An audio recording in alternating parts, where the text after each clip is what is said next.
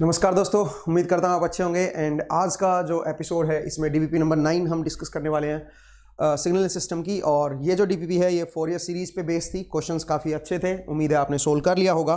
तो चलिए इसके पहले हम सॉल्यूशन देखेंगे, पहले हम इसका आंसर्स देखेंगे एंड आफ्टर दैट मैं इसको सोल्व करूँगा। तो जो आपका आंसर गलत है उसको आप चेक कीजिएगा और जो गलत है उसका सॉल्यूशन ज़रूर चेक कीजिए। वैसे आप पूरा सॉल्यूशन देखिए और ये यूट्यूब से ही देखिएगा, बिकॉज मैं यूट्यूब से इन वीडियोस को रिमूव नहीं करने वाला हूँ। तो कोशिश कीजिए कि इसको डाउनलोड करके ना देखा जाए, वीडियोस को यूट्यूब से ही देखा जाए।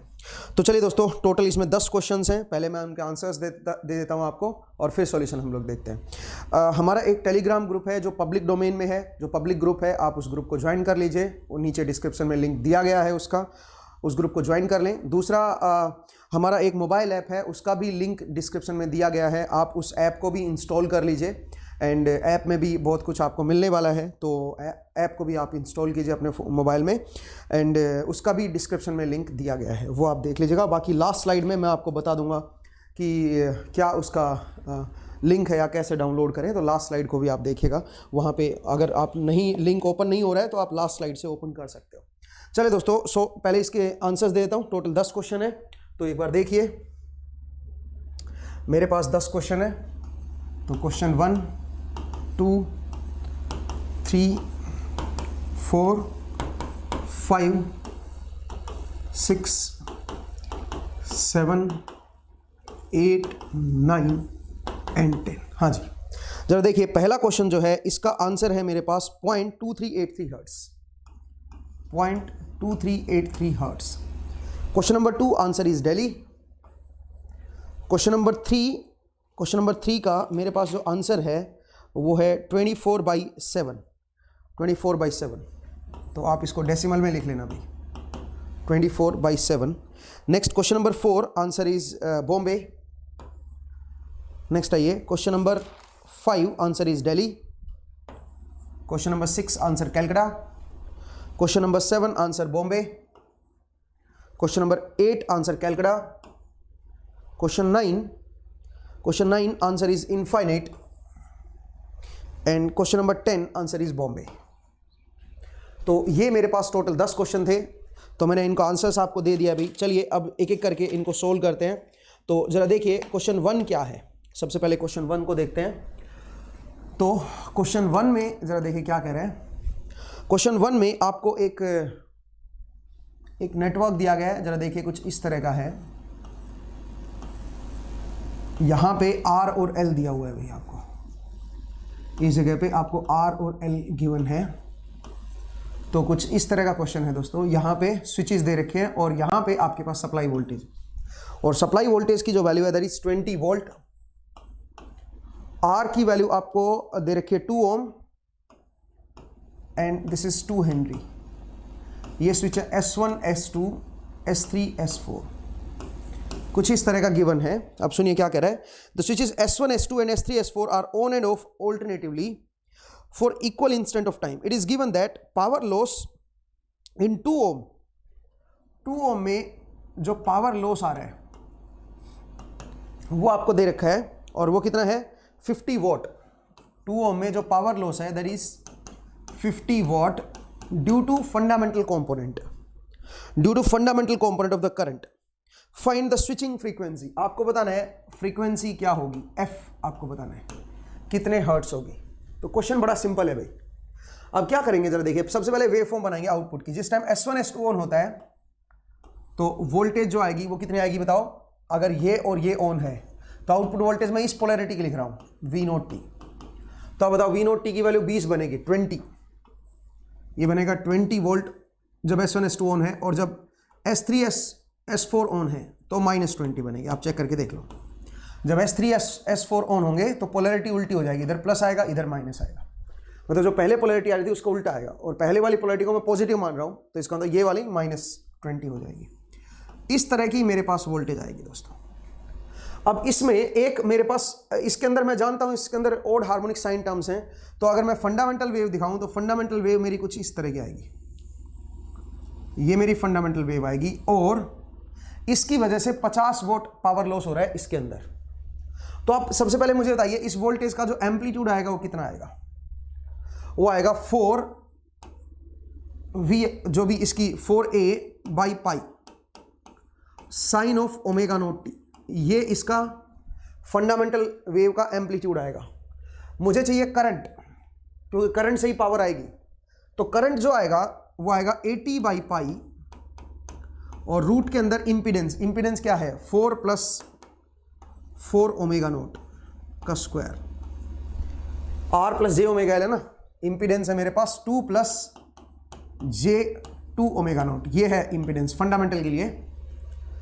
R + j omega L, omega naught L कर दिया ना मैंने, ठीक है। हाँ, तो इसका इम्पीडेंस की वैल्यू जो आएगी वो ये आएगी। ये मेरे पास करंट आएगा और करंट की आरएमएस वैल्यू के लिए मैंने √2 से और डिवाइड कर दिया। ये मेरे पास फंडामेंटल का आरएमएस करंट आएगा और इसका स्क्वायर कर दो और इंटू आर कर दो। आर की वैल्यू 2 है, दैट मस्ट बी 50, ये दे रखा आपको। तो अब यहाँ से ओमेगा नोट की वैल्यू मेरे पास निकलेगी, जरा देखते हैं क्या आएगी वो। ये जो है ये यहाँ से कट जाएगा, ठीक है, और यहाँ से आप देखिए 6400 upon pi square upon 50 equal to क्या बन जाएगा 4 + 4 ओमेगा नोट स्क्वायर, ये बनेगा दोस्तों। ये यहाँ से कट गया और 5 1 5 चला गया और 5 2 10 और 5 2 10 से 4 बनेगा 5 8 40, ठीक है। तो 128 और इस 4 को और ले आओ, तो यहाँ से मैं ले सकता हूँ 1 + omega naught square equal to, ये बन जाएगा 32, क्योंकि ये 4 जो है नीचे आ गया ना, तो ये कट गया 32 अपॉन पाई स्क्वायर, ये बन जाएगा दोस्तों। अब यहाँ से ओमेगा नोट की वैल्यू आएगी मेरे पास, तो अप्रोक्सीमेटली क्या बनेगा बताओ। ये अप्रोक्सीमेटली 10 के राउंड है, 3.14 है, 10 के राउंड 3.2, तो 2.2 के राउंड बनेगा और रूट लोगे तो 1.7 समथिंग कुछ बनेगा। मेरे पास जो ओमेगा नोट आया है वो मैं बता देता हूँ 1.4975, 1.4975 ये मेरे पास रेडियन पर सेकंड में आया है, रेडियन पर सेकंड, ठीक है। अब सुनिए, एक बार चेक कर लो इतना ही आ रहा है क्या, क्योंकि मुझे थोड़ा सा डाउट है इसमें। तो मेरे पास जो ये वैल्यू आई है 12 पॉइंट, आप एक बार ये चेक करो, ये 12 पॉइंट आएगा क्या, हाँ अप्रोक्सीमेटली, ठीक है, फिर ठीक है, करेक्ट है। तो यहाँ से एफ जो आएगा फ्रीक्वेंसी वो आएगा 1.497 डिवाइड बाई 2 पाई, इतने हर्ट्ज बन जाएगी। और हर्ट्ज में जो वैल्यू आएगी इसकी 0.2383, एक बार कैलकुलेशन चेक कर लेना भाई, तो कैलकुलेशन को दिल पे नहीं लेना है, 0.2383 हर्ट्ज। आपको मैंने मेथड बता दिया क्या होगा, ठीक है। तो सिंपल क्वेश्चन था हमारे पास, फंडामेंटल वेव, फंडामेंटल की वजह से पावर लॉस दे रखा था, तो फंडामेंटल वेव हमने निकाल ली पहले, तो उसका एम्पलीट्यूड निकाल लिया 4a बाई पाई, ए की वैल्यू 20 है, तो ये पीक वैल्यू आ गई है। और इससे फिर आरएमएस वैल्यू निकाली करंट की और इनटू में आर कर दिया, आई आरएमएस का square into R equal to 50। यहाँ से ओमेगा नोट की वैल्यू आ गई और ओमेगा नोट से हमने फ्रीक्वेंसी निकाल दी, 2πf होता है ना ओमेगा नोट, ठीक है। तो पहला क्वेश्चन सिंपल था भाई। नेक्स्ट क्वेश्चन पे आइए, क्वेश्चन नंबर 2, ठीक है। तो नेक्स्ट क्वेश्चन पे जरा देखते हैं, क्वेश्चन नंबर 2 पे। क्वेश्चन 2 क्या कह रहा है सुनिए। क्वेश्चन 2 में ये कह रहा है कोई मेरे पास लो पास फिल्टर है, देखिएगा कोई लो पास फिल्टर है और हमने एक इनपुट किया है यहाँ पे स्क्वायर वेव, हमने एक वेव को इनपुट किया है जो कि स्क्वायर वेव है कुछ इस तरह की। इसका एम्पलीट्यूड है 20 और ये -20, 0 1 2 3 इस तरह का है भाई। अब क्या करें, the input signal xt is shown above the ratio of the power of output signal to the input signal. मतलब यहाँ पे जो yt आएगा, तो ये कह रहा है power of yt divide by power of xt divide by power of xt is my input, ठीक है। यहाँ पे है मेरे पास xt, ये जो रेशियो दे रखा है दैट इज इक्वल टू कितना है बताइए, वो आपको देखा है 0.933, ये आपको पावर का रेशियो दे रखा है, power of output divide by power of input 0.933 ये दे रखा है आपको। अब सुनिए क्या कर रहा है ये, given that the filter has unity gain find the cut off frequency of the filter. ये कह रहा है इसका गेन 1 है मेरा, आपको इसकी कट ऑफ फ्रीक्वेंसी बतानी है क्या होगी, ठीक है। अब वो कैसे निकाले कट ऑफ फ्रीक्वेंसी, सुनिए। मुझे एक बात बताइए, मुझे नहीं पता ये कहाँ से कहाँ तक है, देखा जाए तो मुझे नहीं पता ये कौन सी फ्रीक्वेंसी से लेस है। कट ऑफ फ्रीक्वेंसी जो होगी -ωc से ωc तक, मुझे इसकी वैल्यू बतानी है कट ऑफ फ्रीक्वेंसी की। कि ओमेगा सी जो होगा वो कहाँ से कहाँ के बीच में होगा, ठीक है, ये मुझे देखना है। तो मुझे एक बात बताओ जरा, मुझे एक बात बताइए क्या कि अगर मेरा पावर का जो रेशियो है 0.933 है तो कितने हार्मोनिक इससे पास हुए हैं, अगर ये मुझे पता चल जाए तो बात बन जाए। इसकी पावर बताओ पहले, जो पावर ऑफ इनपुट सिग्नल आएगी, पावर ऑफ एक्सटी, एक्सटी की जो पावर आएगी वो इसकी आरएमएस वैल्यू का स्क्वायर हो जाएगा, और आरएमएस वैल्यू इसकी 20 है, 20 का स्क्वायर करोगे तो 400 आएगा। तो आप बताइए फिर पावर ऑफ वाई टी क्या आएगा, पावर ऑफ वाई टी वो बताइए क्या आएगा। पावर ऑफ वाई टी आएगा 400 इंटू 0.933, ये बनेगा। तो आउटपुट सिग्नल की जो पावर आएगी वो जो मैंने निकाली है आउटपुट सिग्नल की पावर, वो मैं आपको बता देता हूं। जो आउटपुट सिग्नल है उसकी पावर है 373.2 वॉट, ये मेरे पास आउटपुट सिग्नल की पावर आएगी। अब मुझे बताइए अगर मैं ये बोलूं कि इसका CN बताओ कितना आएगा, तो इसका जो CN होगा वो बनेगा 2A डिवाइड बाई JN पाई, ठीक है। तो 40 अपॉन में JN पाई ये बनेगा दोस्तों, ये इसका CN बनेगा। और अगर मैं इसकी RMS वैल्यू निकालना चाहता हूं तो इसकी RMS वैल्यू आउटपुट की बता रहा हूं मैं। अब इसका गेन तो 1 है मेरा, इसका मतलब ओमेगा C तक जितने भी हार्मोनिक आएंगे इसके, वो हार्मोनिक सारे के सारे पास हो जाएंगे। तो इसका मतलब जो आउटपुट सिग्नल आएगा उसका जो पावर आएगी वो क्या बनेगी, वो बनेगी CN के मोड का स्क्वायर n फ्रॉम वैसे तो माइनस इन्फिनिटी से इन्फिनिटी लिखेंगे, बट मुझे पता नहीं ना कितने हार्मोनिक इसमें से पास हुए हैं, वो देखेंगे अभी हम, ठीक है ना। ये बनेगा दोस्तों। अब मुझे बताइए n की वैल्यू यहां पे हम ओड ही पुट करेंगे, क्यों, क्योंकि इवन के लिए तो है ही नहीं आउटपुट, इवन में तो इसी में CN नहीं है, इसमें इवन हार्मोनिक है ही नहीं ना, ठीक है। ओड हार्मोनिक है तो आउटपुट में भी ओड हार्मोनिक ही आएंगे। तो मैंने इस तरह से मेरे पास मैंने क्या निकाल दिया, पावर ऑफ आउटपुट YT की पावर निकाल दी है मैंने। अब मुझे ये देखना है कि कितने n की वैल्यू मैं कितनी लूं सो दैट जो पावर है वो इतनी आ जाए। तो n की वैल्यू 1 लूंगा तो बताइए क्या बनेगा ये, और इसके लिए मुझे क्या करना पड़ेगा, 1/2 भी करना पड़ेगा भाई, ठीक है। एक बार पावर को चेक कीजिए, यहाँ पे 1/2 भी होता है ना, C0 का स्क्वायर प्लस, एक बार चेक कीजिए मैंने सही लिखा है क्या, मेरे हिसाब से सही नहीं लिखा भाई, 2 नहीं आना चाहिए। एक बार जरा रुकिए, मैंने गलती से 2 कर दिया है वैसे, एक मिनट रुको, यहाँ पे 1/2 नहीं आएगा, यहाँ पे 2 आएगा, ठीक है। यहाँ पे 2 आएगा और n की वैल्यू माइनस इन्फिनिटी से हटा दीजिए, कहाँ से लिखिए, 1 से, ठीक है। n की वैल्यू 1 से लिखिएगा, 1 से। अब ठीक है, ये बनेगा पावर का फॉर्मूला, ठीक है ना। अगर आपको याद हो पावर का ये हमारे पास फॉर्मूला होता है। अब सुनिए 2 इंटू, बताइए n की वैल्यू 1 लेते हैं, तो 1 लोगे तो क्या बनेगा 40/पाई का स्क्वायर, प्लस n की वैल्यू 3 लीजिए 40/3 पाई का स्क्वायर, n की वैल्यू 5 लीजिए 40/5 पाई का स्क्वायर। एक बार यहां तक सम करके देखिए, ये जो आंसर है क्या बनेगा। 5 तक देखा है मैंने अभी तक, और 5 तक मेरे पास जो आंसर आ रहा है एग्जैक्टली 373.2 वोट आ गया। इसका मतलब क्या हुआ, इसका मतलब ये हुआ कि जो आउटपुट आएगी वो के उसमें केवल 5 हार्मोनिक प्रेजेंट होंगे इनपुट के। इनपुट में तो इनफाइनाइट हार्मोनिक है, टोटल पावर है ये, तो आउटपुट में पावर मुझे ये चाहिए, और ये पावर यहां तक कवर हो गई है 5 हार्मोनिक तक।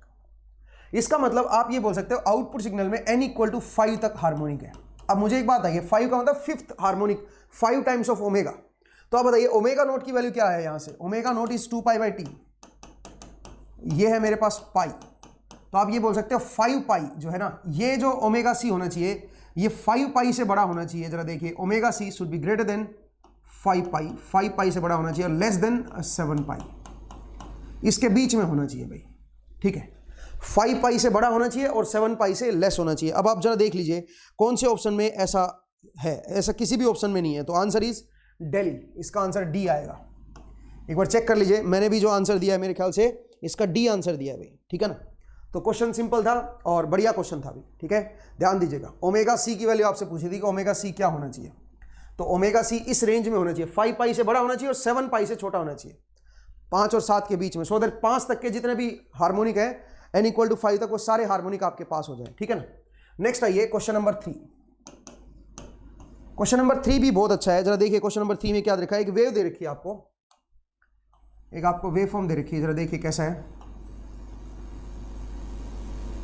0 1 2 3 4 5 6 7 8 9 10 11 and 12 13 14 15 16 17 18।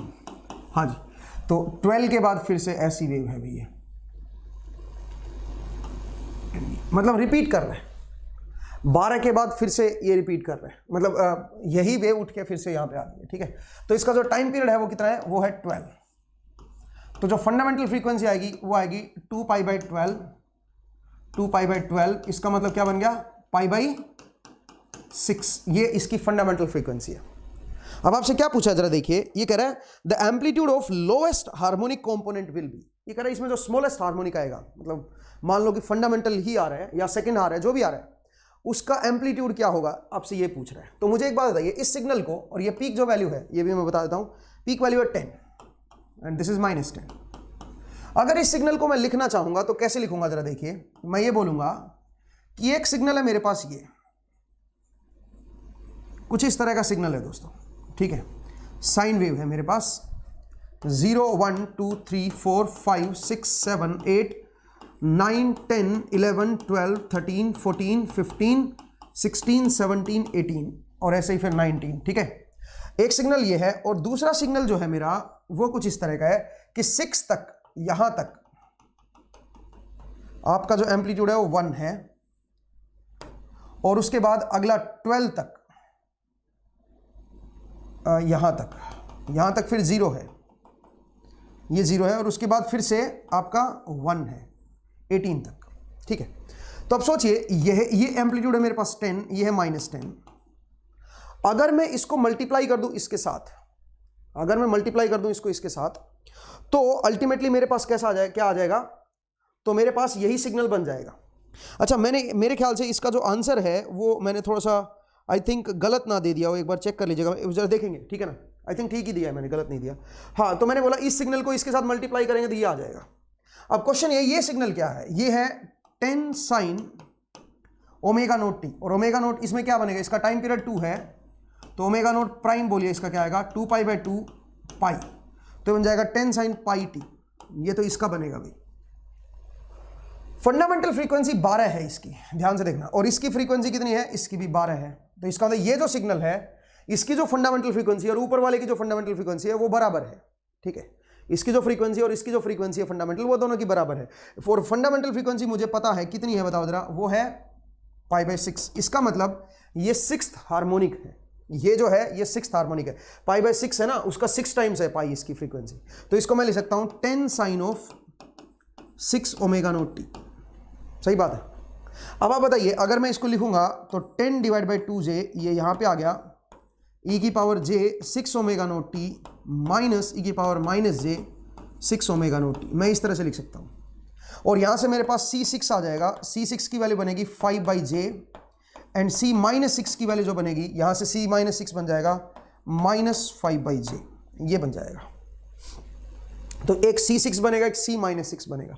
C6 is 5 by j and C-6 is -5 by j। इस तरह का मेरे पास ये बनेगा।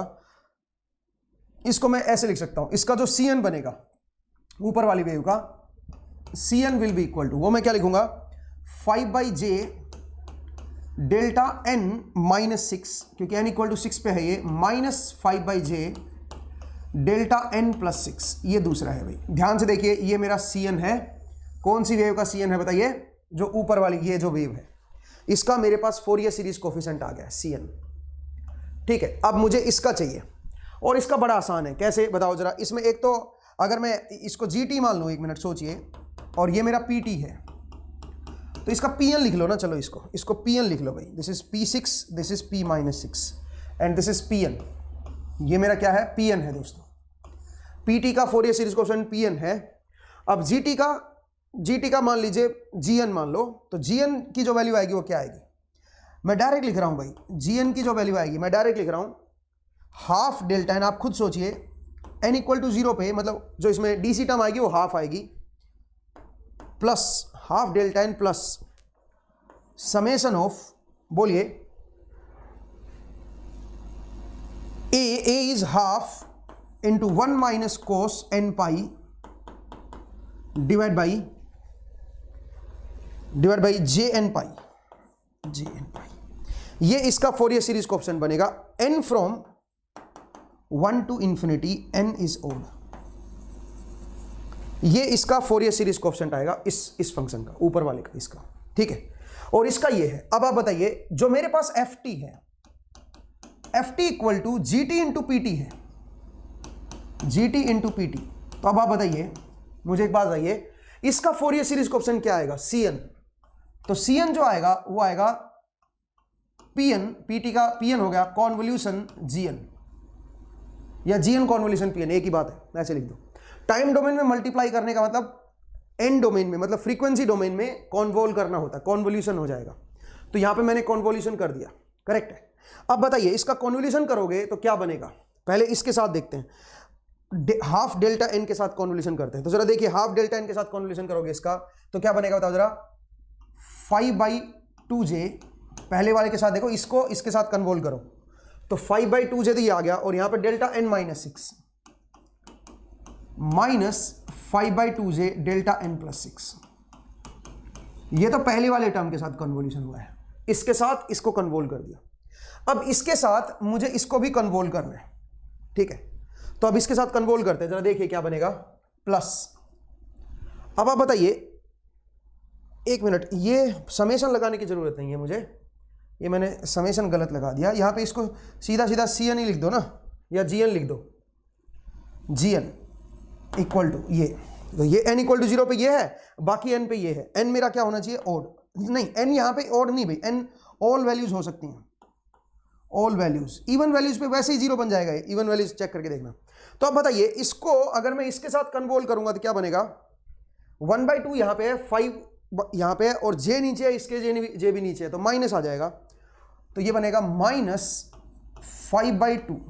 जरा ध्यान से देखिए, यहां पे 5/j था, यहां पे 1/2j था, तो माइनस 5/2 आ गया, और ऊपर क्या बनेगा? 1 minus cos n minus 6 pi divide by नीचे क्या है? n पाई, तो नीचे आ जाएगा n माइनस 6 पाई। जरा ध्यान दीजिएगा, ये पहली टर्म बनेगी भाई, ठीक है, ये बनेगी पहली टर्म, करेक्ट है।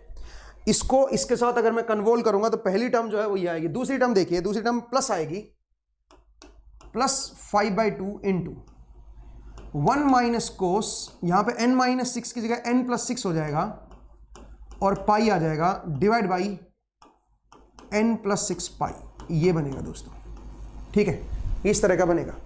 अब आप बताइए, n इक्वल टू जो स्मॉलेस्ट वैल्यू है वो 1 है, मुझे 1 के लिए चाहिए। ये तो 6 के लिए हो गया ना, n इक्वल टू 6 के लिए हो गया ये, या माइनस 6 के लिए होगा, मुझे n इक्वल टू 1 के लिए चाहिए। तो मेरे पास c1 जो आएगा वो मुझे निकालना है। मैं थोड़ा इसको सिंप्लीफाई कर लेता हूं, cn will be equal to, इसमें से जो कॉमन आ रहा है वो कॉमन ले लो, माइनस 5/2 पाई, ये मेरे पास कॉमन आ गया। अंदर जरा देखिए, यहां पे क्या है? यहां पे है 1 माइनस कोस n पाई, और नीचे बताइए, नीचे है n माइनस 6, ठीक है। और ये प्लस का आ जाएगा, क्योंकि माइनस कॉमन लिया ना, तो ये प्लस का बनेगा, ये माइनस का बनेगा, और ये क्या बनेगा बताओ जरा? Minus 1 minus cos n pi divide by n plus 6, ये बन गया नीचे। ध्यान दीजिएगा, कुछ इस तरह का बनेगा। अब सुनिए, मैं एक काम करता हूं, यहां से फर्दर माइनस 5/2 पाई ये ले लेता हूं, और अंदर जरा देखिए, ये बन जाएगा n स्क्वायर माइनस 36, और ऊपर क्या बनेगा? 1 माइनस कोस n पाई इनटू में 12 आएगा मेरे ख्याल से, इनटू में 12, ये बनेगा दोस्तों। और ये कट गया यहां से, ये 6 आ गया, तो क्या बन गया? ये बन गया माइनस 30, तो प्लस 30 लिख दो इसको, प्लस 30 इंटू 1 माइनस कोस n पाई। आप बोलोगे सर प्लस क्यों लिख दिया? क्योंकि जो माइनस था वो मैं यहां पे ले गया, 36 minus n square, this is cn, ये मेरे पास cn बन जाएगा। अब मुझे एक c1 चाहिए और एक c माइनस 1 चाहिए, तो c1 बताइए क्या बनेगा? c1 will be equal to 30 into, ये 2 बनेगा, ठीक है, डिवाइड बाई 35, और c माइनस 1 क्या बनेगा? c माइनस 1 करोगे तब भी यही बनेगा, 30 इंटू 2/35। अब जरा देखिए, काट दो इसको, 5 6 5 7, तो बन गया 12/7 और यहां से भी 12/7। तो C1 और C-1 आ गया। तो यहां से मैं जो पहली टर्म आएगी इसके अंदर जो फंडामेंटल टर्म आएगी वो मैं निकाल सकता हूं। इसका फोरियर सीरीज कोएफिशिएंट आ गया मेरे पास। तो पहली जो टर्म आएगी वो आएगी 12/7 e⁻j ω0t plus 12/7 e⁻ j ω0t। तो ये बन जाएगा 24/7 cos ऑफ ω0t। ये मेरे पास पहली टर्म आएगी दोस्तों, ये मेरे पास फंडामेंटल टर्म आएगी 24/7 ω0t। इसकी पहली जो टर्म आएगी वो ये बनेगी। ठीक है, आपसे यही तो पूछा था, इसका एम्पलीट्यूड पूछा था, तो एम्पलीट्यूड क्या आएगा 24/7। This is the amplitude. ठीक है, तो आंसर विल बी 24/7। आसान क्वेश्चन था लेकिन बढ़िया क्वेश्चन था। अभी मैंने मल्टीप्लिकेशन प्रॉपर्टी से सोल्व किया इसको। ठीक है, चलिए दोस्तों आगे बढ़ते हैं। नेक्स्ट देखिए क्वेश्चन नंबर 4। क्वेश्चन 4 क्या कह रहा है? क्वेश्चन 4 में मुझे क्या बोला गया सुनिए। Suppose we are given the following facts about a signal xt। ये कह रहा है कोई xt सिग्नल है और उसके बारे में कुछ हमें इंफॉर्मेशन दे रखी है। क्या इंफॉर्मेशन है? xt is real.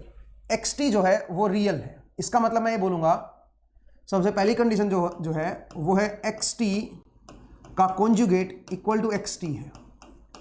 यहां से मैं लिख सकता हूं c of -n conjugate equal to cn, या फिर आप ये भी बोल सकते हो cn conjugate, both side conjugate ले लो, c ऑफ -n। ये पहली कंडीशन है भाई। ठीक है, क्योंकि xt कैसा दे रखा है आपको? रियल। तो रियल से मैं ये निकाल सकता हूं। दूसरी कंडीशन है xt is periodic with period 4। Time period आपको दे रखा है दूसरे केस में, दैट इज 4। अब आइए तीसरी कंडीशन। तीसरी कंडीशन दे रखी है xt, तीसरी कंडीशन क्या है बताओ?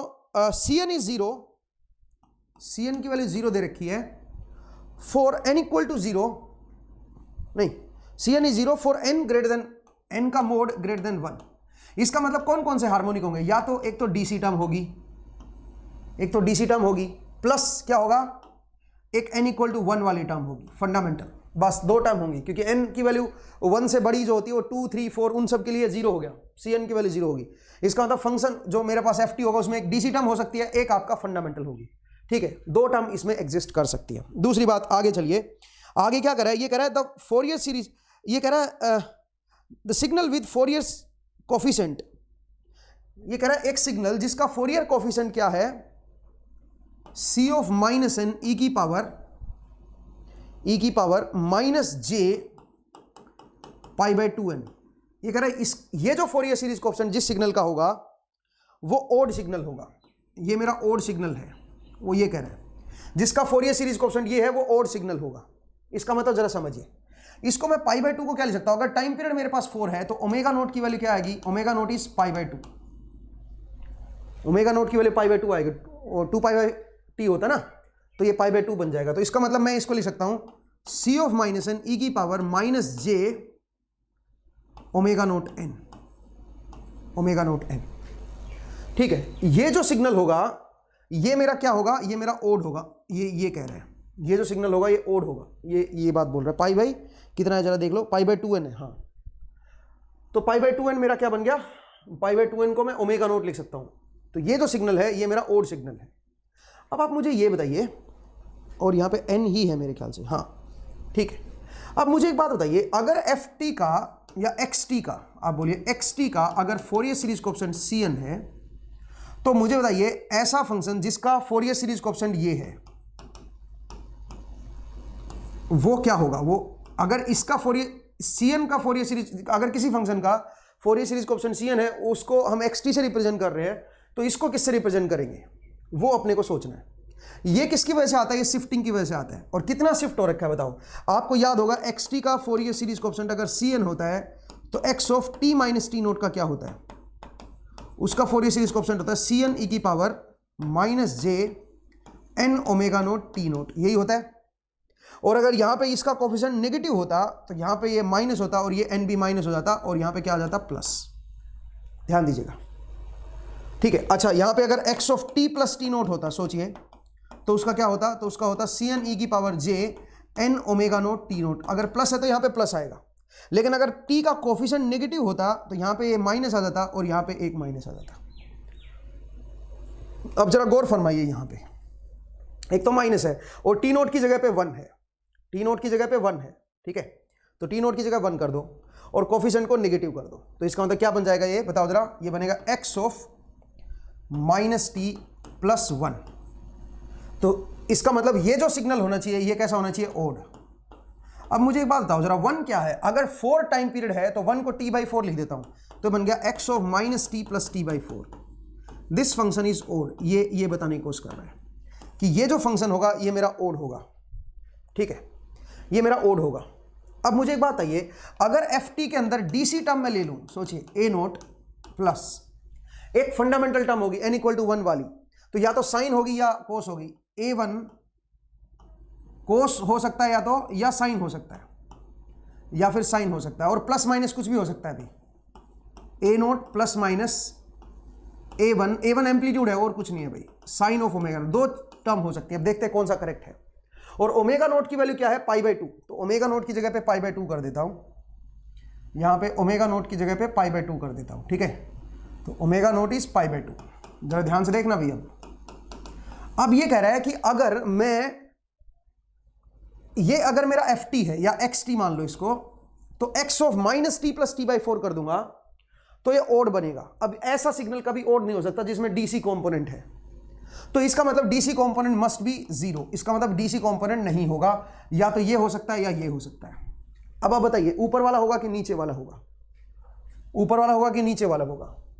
अगर इसमें t की जगह पे, इसको प्लॉट कैसे करेंगे बताओ ना, पहले इसको प्लॉट करेंगे, पहले t माइनस t/4 करोगे और फिर उसको इन्वर्ट करोगे।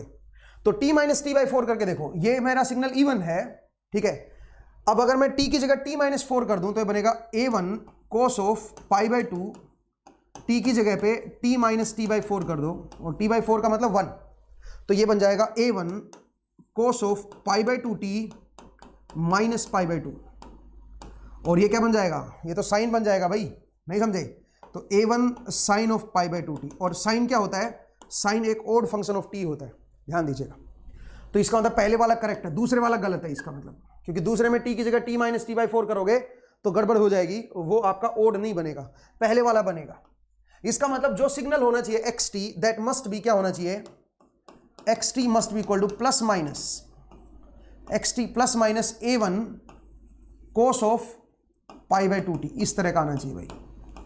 ये इस तरह का मेरा सिग्नल बनेगा xt। लेकिन एक कंडीशन और दे रखी है, क्या, इसकी जो पावर दे रखी है वो हाफ होनी चाहिए, और पावर क्या होती है, आरएमएस का स्क्वायर। इसका मतलब a1/√2 इसकी आरएमएस वैल्यू बनेगी, और इसका स्क्वायर जो है दैट इज हाफ। इसका मतलब a1 must be equal to 1। तो इसका मतलब मुझे xt की वैल्यू पता चल गई, xt must be equal two plus minus cos of π/2t।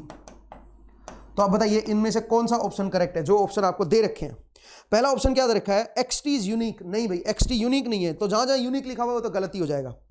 तो नॉट यूनिक एक बॉम्बे में है, तो जरा देखिए उसमें क्या करें, xt is not unique and x2 equal two plus minus 1। अगर मैं t की जगह 2 पुट कर दूं तो क्या बनेगा, प्लस माइनस cos π, और ये क्या बनेगा, प्लस माइनस 1 बनेगा, ठीक है।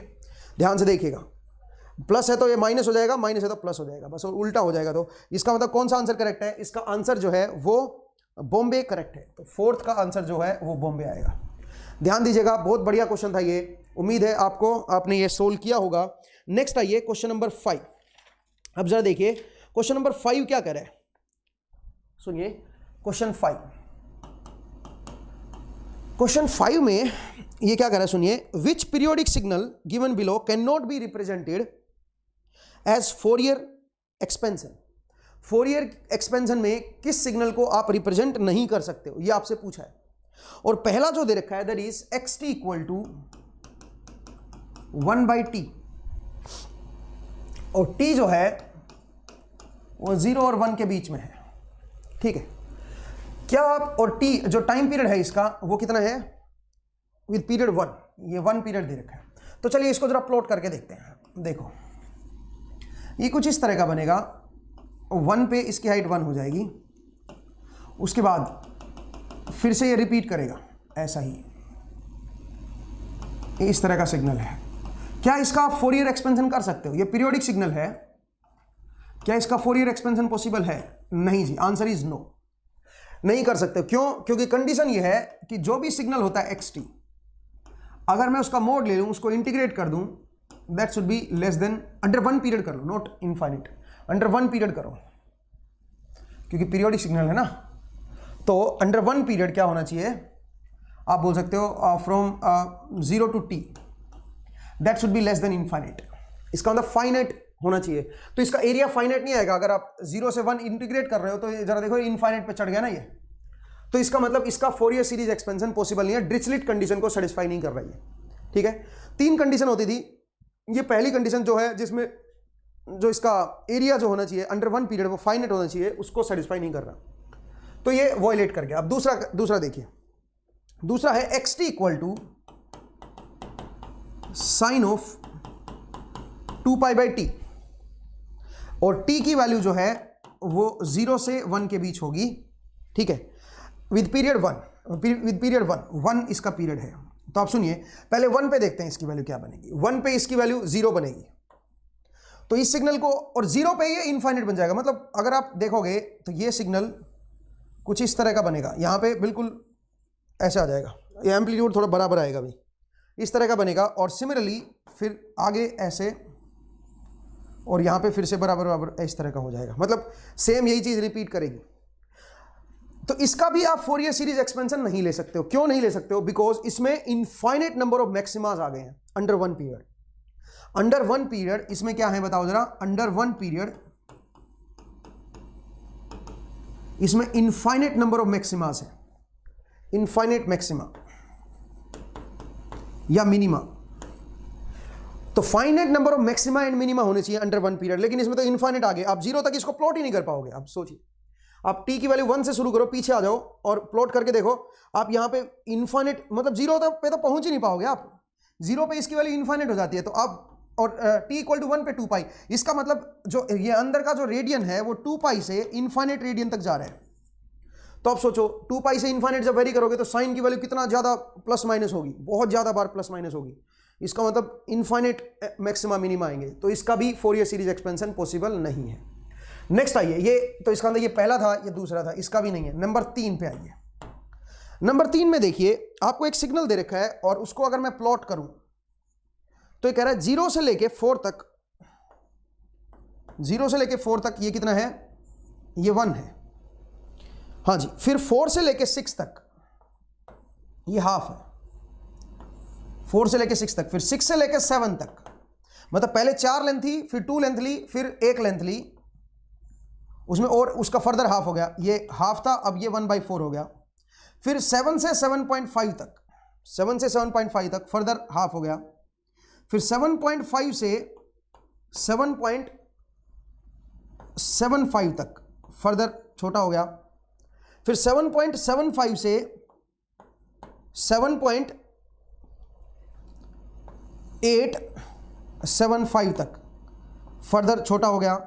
ठीक है, मतलब इस तरह से छोटा होते जा रहा है। और एक पीरियड अगर आप देखोगे तो एक पीरियड में इसके इनफाइनाइट डिसकंटिन्यूटीज आएंगी।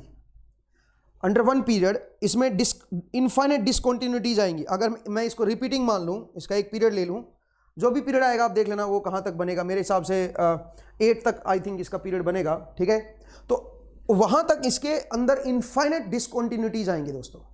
और अगर इनफाइनाइट डिसकंटिन्यूटीज आएंगी तब भी आप इसको फोरियर सीरीज एक्सपेंशन नहीं कर सकते हो। तो इसका मतलब तीसरा जो है इसका भी पॉसिबल नहीं है, क्योंकि ये डिरिचलेट कंडीशन को फिर से सेटिस्फाई नहीं कर रहा। क्यों? क्योंकि इसमें इनफाइनाइट नंबर ऑफ डिसकंटिन्यूटीज है अंडर 1 पीरियड। अगर मैं 8 तक का पीरियड ले लूं तो 8 तक इसके अंदर इनफाइनाइट नंबर ऑफ डिसकंटिन्यूटीज आएंगी। ठीक है, तो कुल मिला के ये भी आपका गड़बड़ हो गया, इसमें भी आपकी बात बनेगी नहीं। तो इसका मतलब कौन सा ऑप्शन करेक्ट है? इसमें डी ऑप्शन आएगा। कोई भी आप रिप्रेजेंट नहीं कर सकते हो, किसी भी सिग्नल को आप फोरियर एक्सपेंशन से रिप्रेजेंट नहीं कर सकते हो। ठीक है, ध्यान दीजिएगा दोस्तों, इसमें एंड सो ऑन लिखा हुआ है, तो इसका मतलब ये पहले 0 तक होगा, 8 तक जाएगा ये देखना। ठीक है, 8 पीरियड इसका बनेगा, तो उसमें फिर बात बनेगी नहीं। ठीक है, चलिए नेक्स्ट आइए, क्वेश्चन नंबर 6। क्वेश्चन नंबर 6 देखिए दोस्तों, क्वेश्चन नंबर 6 में क्या करें, for the 3 system input and output are given. 3 system है, उसकी इनपुट एंड आउटपुट दे रखी है S1 S2 S3। जरा देखिए, S1 का जो दे रखा है इनपुट वो है e⁻j5t, और जो आउटपुट है वो दे रखा है t e⁻j5t। दूसरा जो है उसमें e की पावर j5t दिया हुआ है इनपुट, और जो आउटपुट है वो क्या दे रखा है, वो दे रखा है e की पावर j5t-1, ये दे रखा है। और तीसरे में e की पावर j5t इनपुट दिया हुआ है, और जो आउटपुट दिया हुआ है दैट इज cos 5t, ये आउटपुट दिया हुआ है। आपसे पूछा है कि कौन सा सिस्टम LTI सिस्टम होगा, लीनियर टाइम इनवेरिएंट सिस्टम होगा, ये आपको बताना है कि कौन सा होगा, LTI सिस्टम कौन सा होगा, ये आपको बताना है। अब सुनिए, इनपुट तीनों में सेम है, e की पावर j। तो आप सुनिए, किसी भी LTI सिस्टम में अगर आप इनपुट जो है, किसी भी LTI सिस्टम में अगर जो इनपुट है वो e की पावर j ओमेगा t इस तरह की डाल रहे हो, तो आउटपुट जो आएगी वो आएगी सम कांस्टेंट a e की power j omega naught t, क्योंकि ये आइगन फंक्शन प्रॉपर्टी होती है। कॉम्प्लेक्स एक्सपोनेंशियल अगर आप इनपुट डाल रहे हो LTI सिस्टम में, तो आउटपुट इस फॉर्म में आएगी, a is some complex constant, some complex number, ठीक है। कोई कॉम्प्लेक्स नंबर, कोई कॉम्प्लेक्स कांस्टेंट हो सकता है, इसका एक मैग्नीट्यूड होगा, इसका एक अपना एंगल होगा, बट ये कांस्टेंट नंबर होगा, जैसे 2 + j3, 2 + j4, मतलब एक कांस्टेंट नंबर होगा, कॉम्प्लेक्स हो सकता है। इस तरह का मेरे पास आउटपुट आना चाहिए अगर मेरे पास LTI सिस्टम है तो, क्योंकि LTI सिस्टम में ये आइगन फंक्शन की तरह रिप्रेजेंट हो, ये आइगन फंक्शन होता है हर LTI सिस्टम का। तो अब आप बताइए, पहले क्वेश्चन में जरा देखो, यहां पे कांस्टेंट नहीं है, यहां पे तो एक वेरिएबल है, तो इसका मतलब पहले वाला तो LTI नहीं है। दूसरे या तीसरे वाला भी LTI नहीं है। क्यों नहीं है? क्योंकि इसमें फ्रीक्वेंसी अकेला e की पावर j5 के अलावा e की पावर -j5 भी आ गया ना, अगर इसको एक्सपोनेंशियल में करोगे तो ये भी LTI नहीं हो सकता। ये हो सकता है LTI, क्योंकि इसको आप ऐसे लिख सकते हो, e की पावर j5t इंटू e की पावर -j5। तो ये एक कॉम्प्लेक्स कॉन्स्टेंट हो गया, इसका एक फेज है अपना, phase is -5, angle magnitude is 1, ठीक है। तो ये एक कॉम्प्लेक्स कांस्टेंट हो गया, और ये e की पावर j5t आपका अलग से आ गया। तो इसका मतलब ये एक LTI सिस्टम हो सकता है, ये पॉसिबल है। तो आंसर इज S2 ओनली, ठीक है। Answer is Calcutta. तो 6th का जो आंसर आएगा वो कैलकाटा आएगा। नेक्स्ट आइए क्वेश्चन नंबर 7।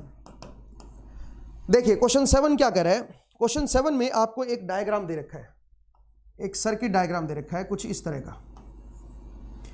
एक इंडक्टर है, हाँ जी, मेरे पास एक इंडक्टर है और एक आपका रजिस्टर है, एक रजिस्टर है 1 ओम का, ठीक है, और एक आपके पास इंडक्टर है 1 हेनरी का, ठीक है भाई। और यहां पे मेरे पास करंट सोर्स है, ये मेरे पास करंट सोर्स है XT, दिस इज XT, ठीक है। अब सुनिए क्या कह रहा है ये, the current source produces N input current XT, the current source produces an input current XT and the system output considered to be the current YT। ये जो है ये सिस्टम आउटपुट है YT, ठीक है। आपको क्या बताना है, find output YT if XT is equal to, XT की वैल्यू आपको दे रखी है cos t, आपको बताना है आउटपुट क्या आएगी। तो एक काम करता हूं, इसको लैप्लास में लिख लेता हूं, this is XS and this is YS, इसको मैंने YS में कन्वर्ट कर दिया, ठीक है। अब आप बताइए, करंट डिवीजन रूल लगाइए, जो YS आएगा वो क्या आएगा, YS will be equal to XS into बताइए, जिस ब्रांच में करंट पूछा उसके ऑपोजिट ब्रांच का रेजिस्टेंस ऊपर divide by 1 plus LS S, ये आ जाएगा। तो यहां से जो ट्रांसफर फंक्शन आएगा TS, that is YS over XS, YS over XS, that will be equal to, बताइए क्या बनेगा, 1 ओवर S प्लस 1, ये बन जाएगा। अब आप इनपुट ये कर रहे हो और ये पीरियोडिक सिग्नल है, और पीरियोडिक सिग्नल हर LTI सिस्टम का क्या होता है, आइगन फंक्शन होता है। तो आउटपुट जो आएगी YT, that will be equal to cos t, यूं की यूं आ जाएगा, और यहां पे S की जगह पे j ओमेगा पुट कर दो, तो मैग्नीट्यूड क्या बन जाएगा, 1/√2 तो मैग्नीट्यूड आएगा, और एंगल इसका 45 आएगा, ऊपर आके माइनस हो जाएगा 45। समझ आया, ये इसका आंसर बनेगा दोस्तों, 1/√2 एंगल -45। तो इसका मतलब C, कैलकाटा आंसर करेक्ट होगा इसका। क्वेश्चन नंबर 7 का answer is Calcutta. Simple question था अभी। नेक्स्ट आइए क्वेश्चन नंबर 8। क्वेश्चन 8 जरा देखिए क्या करे, आपको अगेन एक पीरियोडिक सिग्नल दे दिया जिसका पीरियड जो है वो 3 है दोस्तों, पीरियड दे दिया, पीरियड 3 है। अच्छा, ये दे रखा है कि Cn is equal to Cn+2, इसका मतलब मैं ये बोल सकता हूं Ft is equal to F of t into e की power -j2 omega naught, 2 omega naught T, ठीक है। n की जगह पे मैंने 2 कर दिया ना, n note omega naught T note होता है, फ्रीक्वेंसी शिफ्टिंग प्रॉपर्टी लग जाएगी भाई, ठीक है। तो ये कह रहा है कि ये और ये बराबर होना चाहिए। अब आप मुझे एक बात बताइए, ये और ये बराबर तभी हो सकता है जब आपका e की power -j2 omega naught T की वैल्यू जो है वो क्या बन जाए 1, और ओमेगा नोट की वैल्यू क्या है e की power -j2 into 2π/3 into t equal to 1 हो जाए।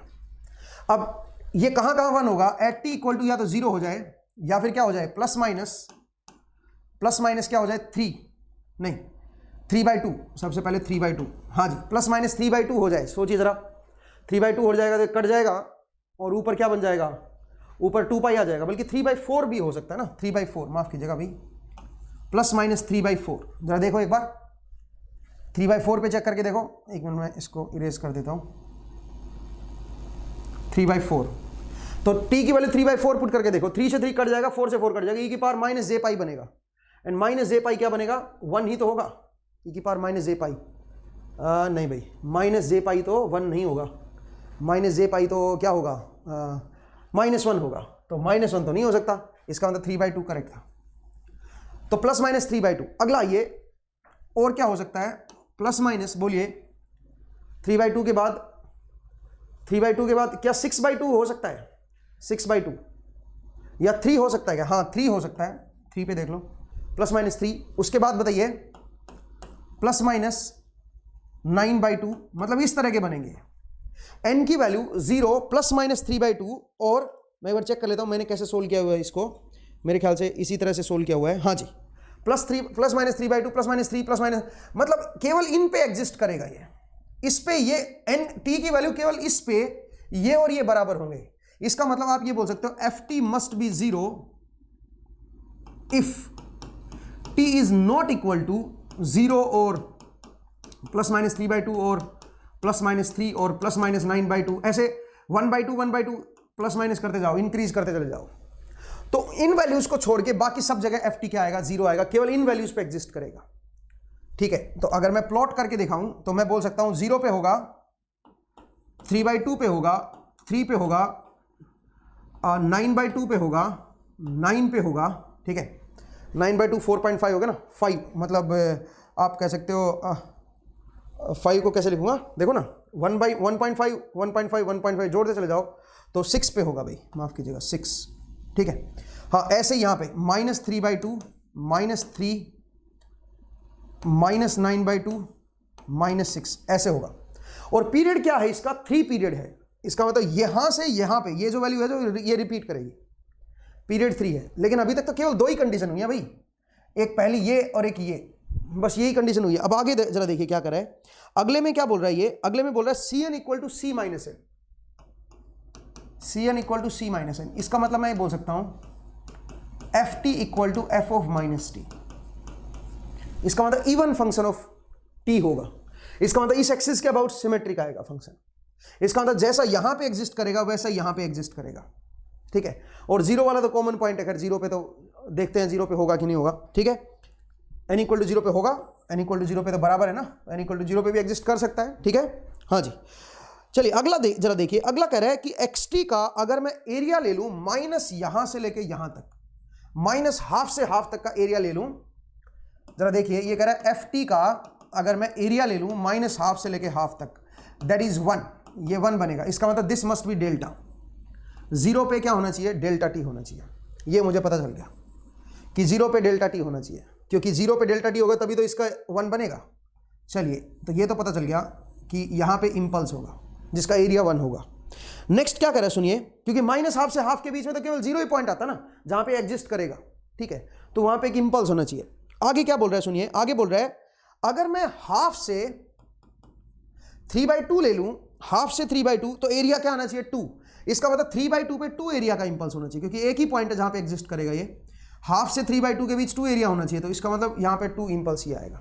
और क्योंकि ये सिमेट्रिक है तो यहां पे भी 2 आएगा, और क्योंकि इसका पीरियड अब 3 है तो यही चीज अब रिपीट करेगी आगे, यही चीज अब आगे रिपीट करेगी। मतलब इस तरह का मेरे पास ये फंक्शन बनेगा दोस्तों, समझ आया, इस तरह का मेरे पास ये फंक्शन बनेगा। ध्यान दीजिएगा कि हमने फंक्शन को कैसे प्लॉट किया है, बड़ा बढ़िया केस था ये, ठीक है, तो ये मेरे पास फंक्शन बन गया। अब आपसे क्या पूछा है इसका, आपसे इसका Cn पूछा है। तो Cn क्या होता है, Cn का जो फॉर्मूला होता है Cn equal to 1/t minus t/2 से t/2 ft इंटू ई की पावर माइनस जे N omega naught T dt, ये होता है।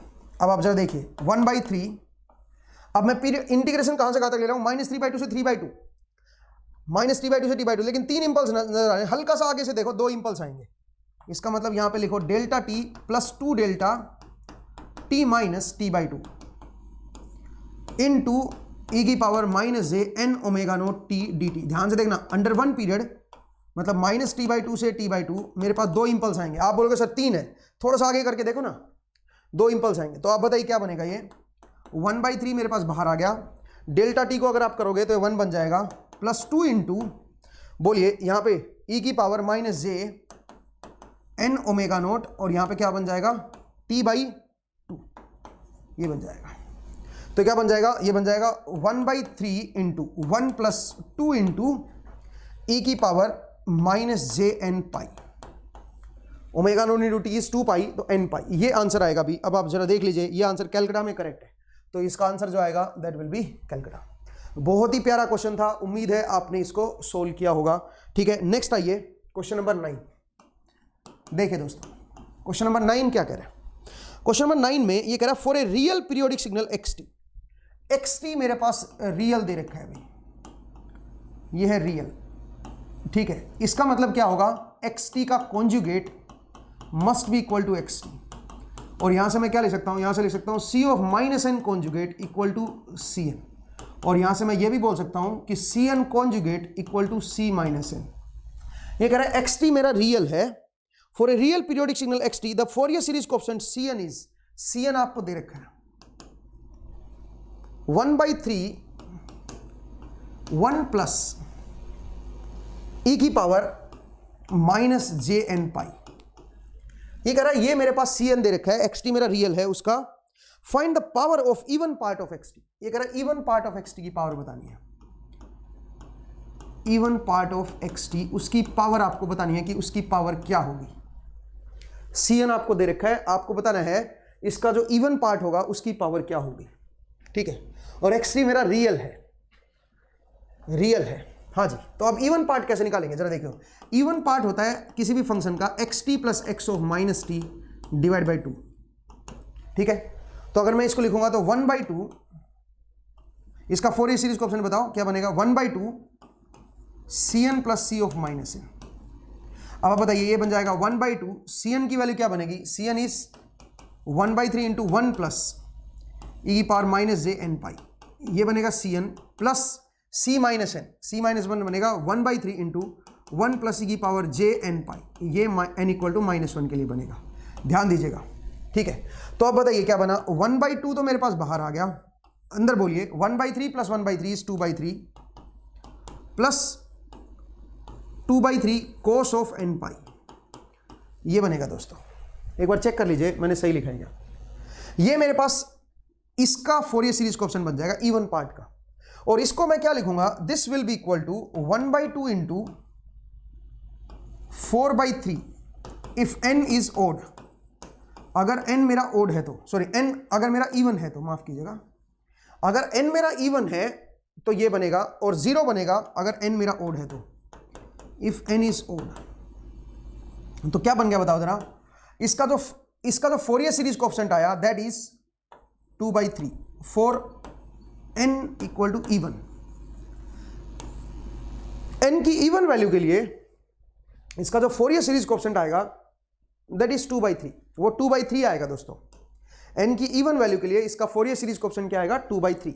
अब सुनिए, मुझे तो पावर बताना है, और पावर का फॉर्मूला क्या होता है, समेशन ऑफ सी एन के मोड का स्क्वायर n फ्रॉम -∞ टू ∞। अब ये जो आएगा, क्योंकि हर जगह 2/3 है, तो 2/3 का स्क्वायर, 2/3 का स्क्वायर, स्क्वायर स्क्वायर ऐड करते चले जाओ, आंसर इज इनफाइनाइट। तो इसकी पावर जो बनेगी दैट विल बी इनफाइनाइट। ठीक है, ध्यान दीजिएगा दोस्तों, इसकी जो पावर आएगी वो इनफाइनाइट आएगी। क्वेश्चन नंबर 9 का नेक्स्ट आइए, क्वेश्चन नंबर 10 जो कि लास्ट क्वेश्चन है मेरे पास। क्वेश्चन 10 देखिए। ठीक है, तो क्वेश्चन 10 क्या कह रहा है सुनिए, which of the following statement is true, कौन सी स्टेटमेंट ट्रू है। तो स्टेटमेंट 1 जरा देखिए पहले, स्टेटमेंट 1 क्या कह रहा है? स्टेटमेंट 1 में ये कह रहा है fundamental period x T will be T. ये कह रहा है एक्स टी का जो फंडामेंटल पीरियड आएगा वो टी आएगा इफ एंड ओनली इफ इधर C1 और C-1 नॉन जीरो। ये कह रहा है अगर C1 या C-1 अगर मेरा नॉन जीरो आ जाए, कोई भी एक नॉन जीरो आ जाए, तो मैं बोल सकता हूं क्या कि इसका पीरियड जो होगा वो टी होगा, where Cn is the Fourier series coefficient. हाँ ये करेक्ट है, बिकॉज अगर ये पीरियोडिक है तो xt को लिखने का क्या तरीका होता है बताइए जरा? समेशन ऑफ Cn e की power jn omega naught T. अब एटलीस्ट आप मिनिमम से मिनिमम भी देखोगे तो एक फोरियर सीरीज कोएफिशिएंट एग्जिस्ट करना चाहिए अगर ये पीरियोडिक है तो। कोई भी एक होना चाहिए, C1 C2 C3 कोई भी एक नॉन जीरो होना चाहिए, सो दैट मैं इसको प्रूव कर सकूं कि ये एक्सपोनेंशियल में मैंने रिप्रेजेंट कर दिया। अगर ये एक्सपोनेंशियल में रिप्रेजेंट हो सकता है तो ये पीरियोडिक है, ठीक है। तो इसका मतलब इनमें से अगर एक भी नॉन जीरो हो गया, इसका मतलब इसको फिर मैं एक्सपोनेंशियल की फॉर्म में रिप्रेजेंट कर सकता हूं, ठीक है, एक्सपोनेंशियल की फॉर्म में रिप्रेजेंट कर सकता हूं। इसका मतलब ये एक पीरियड, ये पीरियोडिक फंक्शन होगा, बिल्कुल सही है। तो इसका मतलब स्टेटमेंट 1 इज ट्रू, पॉइंट को समझिए, ठीक है। नेक्स्ट आइए स्टेटमेंट 2। पहले स्टेटमेंट 1 को समझिए भाई। स्टेटमेंट 1 में क्या कर रहा है? ये कह रहा है अगर इनमें से एक भी नॉन जीरो हो गया तो पक्का ये पीरियोडिक होगा, और पीरियड जो होगा वो टी होगा। टी तो खैर छोड़िए, मतलब ये कह रहा है कि ये पीरियोडिक होगा अगर एक भी नॉन जीरो हो गया तो, और बिल्कुल सही है। क्यों? क्योंकि अगर पीरियोडिक है तो आप इसको इस तरह से लिखते हो, आप जानते हो। अब अगर आप इस तरह से लिख पाओगे तो ऐसा लिखने के लिए जरूरी है कि इसमें से कोई भी एक टर्म नॉन जीरो होनी चाहिए जब भी आप इसको ओपन करोगे, तब फ्रॉम -∞ टू इन्फिनिटी। तो सोचिए अगर इनमें से एक भी टर्म नॉन जीरो होगी तो इसका मतलब ये एक्सपोनेंशियल एग्जिस्ट करेगी फॉर्म, और एक्सपोनेंशियल फॉर्म एग्जिस्ट तभी कर सकती है जब ये पीरियोडिक हो, ठीक है। तो इसका मतलब एक्सटी मेरा पीरियोडिक होगा। इसका मतलब पहली स्टेटमेंट जो है वो ट्रू है। दूसरी स्टेटमेंट क्या करिए, सुनिए। The fundamental period of x t will be t if and only if there are two integer k and l that have no common factor and are such that both ck and cl are non-zero। ये कह रहा है ck and cl अगर मेरे non zero हैं, ck and cl मेरे पास अगर non zero हैं तो, और k और l मेरे पास दो इंटीजर हैं, तो ये कह रहा है कि xt जो होगा वो मेरा फंडामेंटल पीरियड होगा, ठीक है। मतलब xt का t मेरा फंडामेंटल पीरियड होगा। Fundamental period of xt will be t if there are two integer k and l that have no common factor, मतलब इनका HCF 1 है, and such that both ck and cl are non-zero। अब जरा देखिए ck क्या होता है।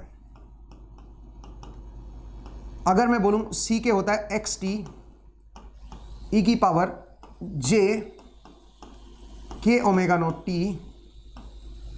Integration, बोलिए, फ्रॉम -t/2 से t/2 1/t। क्या कहते हो? यही होता है ck। और आप बताइए एक हो गया cl क्या बनेगा? 1/t, या इसको t नोट ले लेता हूं, t नोट 1/t1 ले लेता हूं, इसका पीरियड t1 ले लेता हूं, -t1/2 से t1/2 xt इंटू e की power j l omega naught t।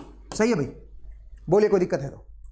अब मुझे एक बात बताइए, यहां पे मैं इसको ओमेगा नोट को क्या लिखूंगा? ओमेगा नोट को लिखूंगा 2π बाई, मतलब ये एक पीरियोडिक सिग्नल है, कहने का मतलब ये है। इसमें पीरियड क्या है? टी नोट, और टी नोट की वैल्यू क्या होगी? T naught will be equal to क्या होगा बताओ? इसका पीरियड मैंने टी नोट माना है जो ck में है, और cl में पीरियड मेरा t1 है। इसका पीरियड टी नोट मैंने मान लिया, इसमें पीरियड t1 मान लिया मैंने। बट एक बार जरा रुकिए, मैं थोड़ा उल्टा कर गया इसको। जरा देखो, एक ck दे रखा है, एक cl दे रखा है। ये फोरियर सीरीज कोएफिशिएंट है xt के।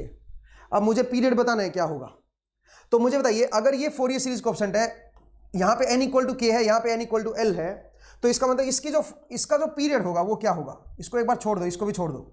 इस केस में जो पीरियड होगा, इस केस में जो फ्रीक्वेंसी होगी वो होगी k ओमेगा नोट, और इस केस में जो फ्रीक्वेंसी होगी वो होगी l ओमेगा नोट। तो टाइम पीरियड जो आएगा इसका आएगा 2π बाई k ओमेगा नोट, और इसका क्या आएगा? इसका आएगा 2π बाई l ओमेगा नोट, ठीक है। अब आप बताओ ओवरऑल पीरियड क्या आएगा? अगर ये एक ही फंक्शन के दो फोरियर सीरीज कोफिशिएंट है, xt के दो अलग अलग फोरियर सीरीज कोफिशिएंट दे रखे हैं, k पे दे रखा है, एक l पे दे रखा है, जैसे एक c1 एक c2 है, ठीक है। तो आप बताइए, एक की फ्रीक्वेंसी ये है, एक का टाइम पीरियड ये है T1 और एक का टाइम पीरियड ये है T2, तो ओवरऑल टाइम पीरियड क्या आएगा? ओवरऑल टाइम पीरियड आएगा 2 पाई, न्यूमरेटर का एलसीएम डिनोमिनेटर का HCF, और HCF ये आएगा।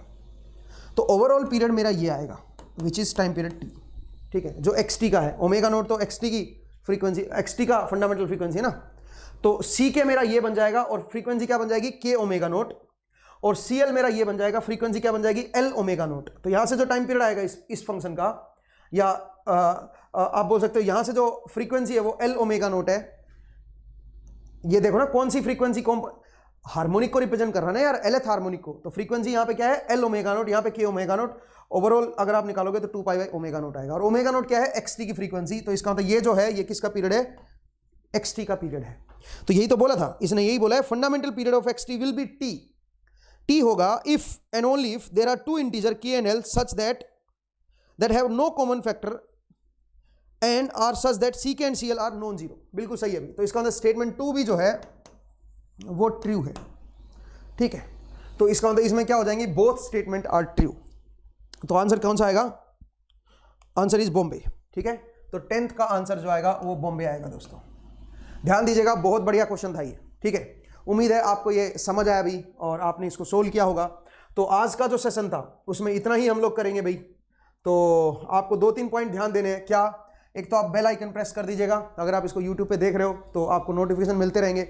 अपने दोस्तों के साथ शेयर जरूर कीजिएगा, वीडियो को लाइक जरूर कीजिएगा, उससे थोड़ा सा मोटिवेशन मिलता रहता है। दूसरा, चैनल को सब्सक्राइब कर लीजिएगा, ये इंपॉर्टेंट है। हमारा एक टेलीग्राम ग्रुप है नीचे डिस्क्रिप्शन में दिया गया है, उसको ज्वाइन कर लीजिएगा।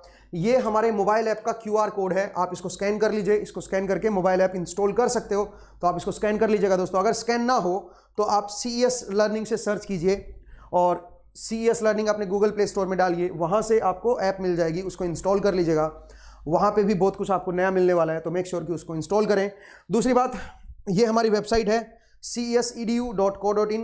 आप यहाँ पे कोर्सेज की जानकारी ले सकते हो, कोर्सेज को परचेज भी कर सकते हो, मोबाइल ऐप से भी कोर्स परचेज कर सकते हो। इन केस अगर आपको कोई क्वेरी है, आपको कोई डाउट पूछना है या कुछ भी कोई भी नई तरह की क्वेरी है, तो आप इन 2 नंबर पे, किसी भी नंबर पे कॉल कर सकते हो, व्हाट्सएप कर सकते हो। दोनों व्हाट्सएप नंबर है 7508211721 या फिर 9988167932। तो इनमें से किसी भी नंबर पे कॉल मैसेज कर सकते हो, ठीक है दोस्तों। आज के एपिसोड में इतना ही। नेक्स्ट एपिसोड में आपसे फिर से मुलाकात होगी। अपना ख्याल रखिए, पढ़ते रहिए, मुस्कुराते रहिए, घर पे रहना है, सेफ रहना है। आज के लिए इतना ही, फिर से मिलते हैं। Thank you, take care.